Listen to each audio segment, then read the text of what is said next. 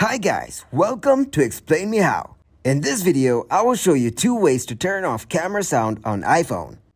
First, go to the home page of your iPhone. Then tap on camera. Now go back. Then turn your phone to silent mode.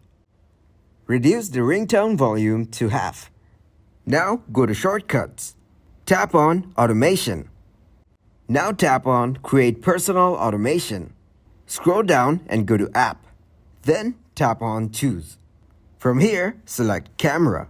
And after that, tap on done on the top right. Now tap on is opened and turn it off and then turn it back on.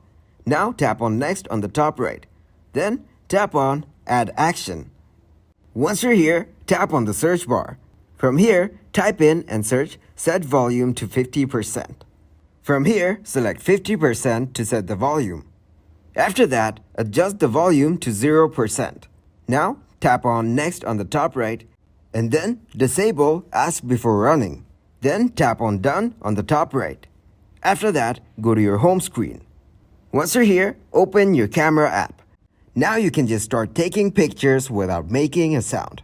Thanks for watching the video. I hope it was useful. Make sure to drop a like and subscribe to get notified about new videos. We're dropping new videos every day to help all of you.